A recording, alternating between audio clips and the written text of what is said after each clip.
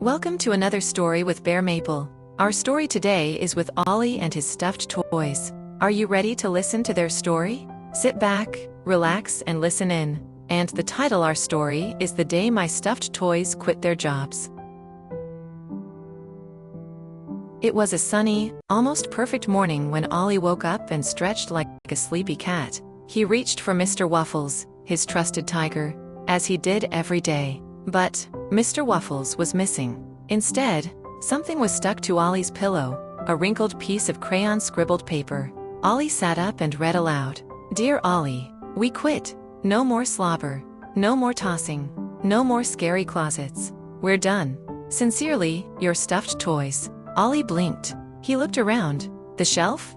Empty. The toy bin? Empty. His bed? Lonely. Something strange was happening, and it had something to do with his very important fuzzy friends.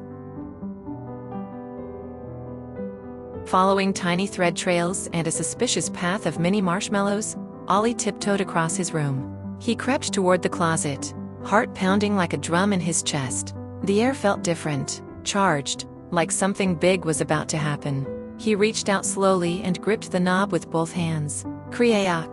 The closet had been transformed into a full-blown hideout. Blankets were hung like protest banners. A flashlight, tied up with shoelaces, flickered from above like a dramatic chandelier. Sock sleeping bags lined the corners. Piles of crackers and tiny juice boxes were stacked like rations for a long battle. Cardboard signs leaned against toy boxes. On strike. No more tossing. We deserve respect. It looked like a secret fort and a tiny revolution had collided. And there they were, his toys. Mr. Waffles stood proudly at the front like a tiny general with lint on his fur. Sir Barkley wagged his sewn-on tail beside him like he was ready for a mission. Nora the narwhal floated gently on a slipper filled with tissue. Bleep the alien blinked his button eyes in protest. Even Sleepy Sloth was perched on a rolled-up sock pillow, managing to yawn mid-glare. Ollie gasped. "Mr. Waffles? What? What is this?" Mr. Waffles stepped forward, arms folded and voice firm. "We've gone on strike, Ollie. No more being tossed, drooled on, or stuffed in the closet with a flashlight in our eyeballs. This isn't play, it's work, and we're tired."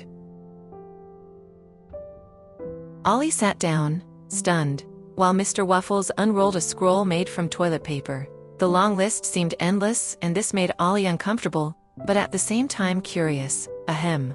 "Here are our top complaints," he said seriously. Number 1. Too many surprise tosses mid-sleep. Number 2. Being stepped on during your ninja missions. Number 3. Being stuffed in a scary closet with old socks and weird smells. Number 4. Lack of storytime consistency. Number 5. Zero snack breaks. Sir Barkley added, "You once spilled grape juice on me. I still smell like breakfast cereal." Smelling his own cloth down his arm? "I'm still unnamed," beeped Bleep sadly.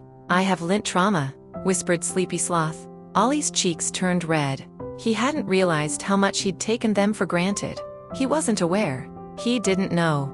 But not that he doesn't care, because he does. Ollie looked at each of them, his heart thumping in his chest. "I didn't mean to make you feel bad," he said. "I thought we were just having fun. I didn't know it felt like work for you. I didn't know you felt uncared for." Mr. Waffles softened. "We do love playing, Ollie, but love means respect. And we weren't feeling very respected." His voice is sad but hopeful. Ollie nodded slowly. "You're right. You're more than just toys. You're my team, my protectors, my bedtime buddies. I'm really, really sorry."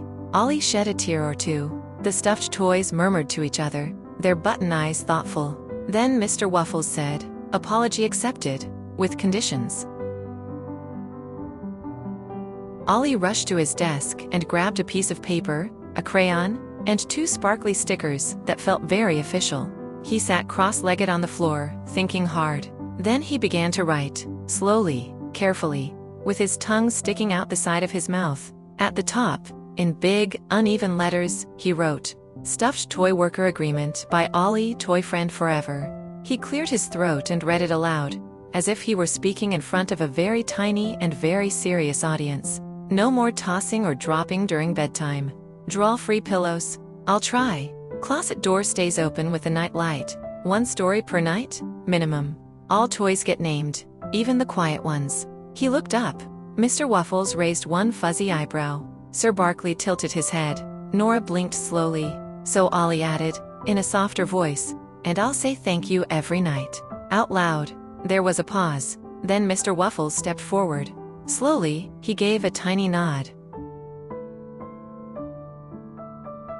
The toys whispered, huddled, and adjusted their signs. Sir Barkley barked, "Can I have a tiny dog bed by the window?"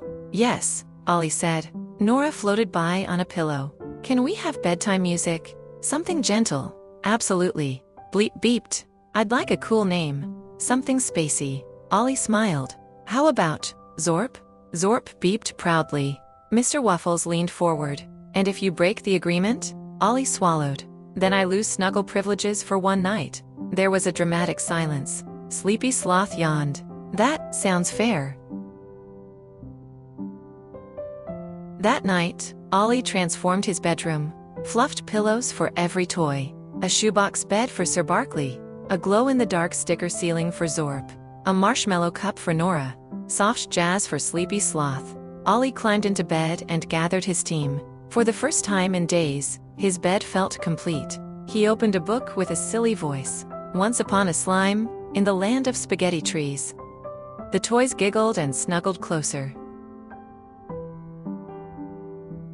After the story, Ollie leaned back, his eyes wide with wonder and sleepiness. He looked around his cozy bed, now filled with quiet breathing, and some soft snoring from Sir Barkley. He turned to Mr. Waffles, who was nestled beside his shoulder. "Thanks for giving me another chance," Ollie whispered, his voice small in the dim glow of Zorp's spaceship nightlight. Mr. Waffles looked at him gently and said, "You listened. You changed. That's what good friends do." The room was peaceful now, not but calm. The closet stood open with a soft light glowing inside. Zorp blinked from the shelf, glowing in green. Nora floated lazily in her new bowl of bedtime bubble bath. Sir Barkley stretched out in his dog bed and let out a happy little snort. Sleepy Sloth was already half asleep, mumbling something about banana leaves. Ollie smiled and pulled his blanket up to his chin. He felt safe. He felt seen. And for the first time in a long time, he felt proud. He closed his eyes and let out a quiet sigh of happiness, knowing bedtime would never be the same again. From that night on, Ollie never forgot the agreement. He named every toy, even the weird pink blob behind his bookshelf. He never slammed the closet shut. He fluffed. He hugged. He gave bedtime speeches like a tiny mayor. And every evening he whispered, "Thank you for being with me." And every evening, the toys whispered back in their own quiet way, "You're welcome." Above Ollie's bed, taped neatly on the wall, hung the stuffed toy worker agreement, now signed by every plush paw, fin, and foot. Ollie learned that even the smallest friends deserve the biggest care. Because whether it's a tiger, a narwhal, or an alien named Zorp, kindness is what keeps the team together. And so, the job continued.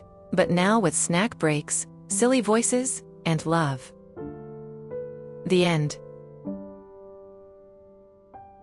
If you enjoyed the day my stuffed toys quit with Ollie, don't forget to like, share, and subscribe to Bear Maple for more magical stories like this one. Who knows? Maybe your toys have a story to tell too.